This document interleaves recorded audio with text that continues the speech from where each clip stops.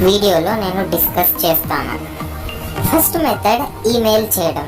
నేను మీకు పైన చూపిస్తున్న ఈమెయిల్ info@mindvestige.com ఈ కింద చూపిస్తున్న డీటెయిల్స్ను ఈమెయిల్ చేయాలి.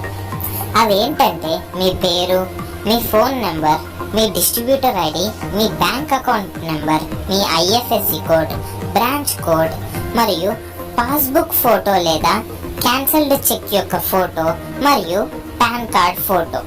ఈ అన్ని డీటెయిల్స్ను ఈమెయిల్ చేయాలి.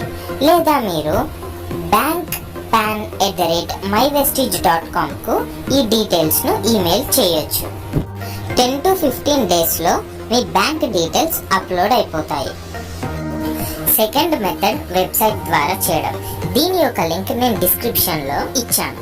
మీరు ఈ డిస్క్రిప్షన్లో ఉన్న లింక్ యూజ్ చేసి వెబ్సైట్ ఓపెన్ చేస్తే మీకు ఇలా ఒక పోర్టల్ ఓపెన్ అవుతుంది. మీ లాగిన్ ఐడి అంటే మీ డిస్ట్రిబ్యూటర్ ఐడి మరియు పాస్వర్డ్ ఇక్కడ ఎంటర్ చేసి లాగిన్ కావాలి. మీరు లాగిన్ అయ్యాక ఒక పేజ్ ఇలా ఓపెన్ అవుతుంది.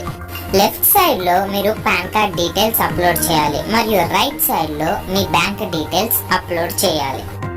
లెఫ్ట్ సైడ్లో జూమ్ చేస్తే మీకు పాన్ కార్డ్ డీటెయిల్స్ అప్లోడ్ చేసే స్పేస్ కనిపిస్తుంది. ఇక్కడ మీ డిస్ట్రిబ్యూటర్ ఐడి, మీ నేమ్ మరియు date of birth already fill అయి ఉంటుంది. మీరు జస్ట్ పాన్ కార్డ్ నెంబర్ను ఫిల్ చేయాలి.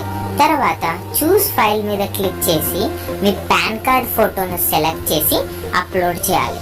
తర్వాత సేవ్ పాన్ మీద క్లిక్ చేయాలి.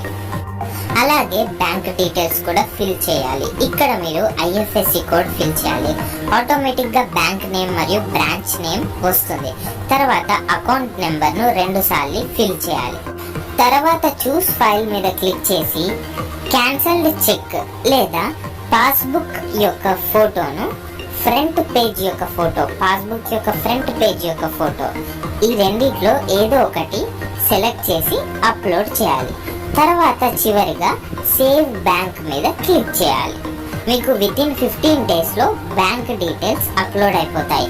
ఇన్ కేస్ మీరు ఏమైనా అప్లోడ్ చేసిన డాక్యుమెంట్స్లో ప్రాబ్లం ఉంటే మీకు ఈమెయిల్ వస్తుంది. టెన్షన్ తీసుకోవాల్సిన అవసరం లేదు. ఈ వీడియోని మీ టీమ్మేట్స్తో కూడా షేర్ చేయండి. సో దట్ వాళ్ళు కూడా వాళ్ళ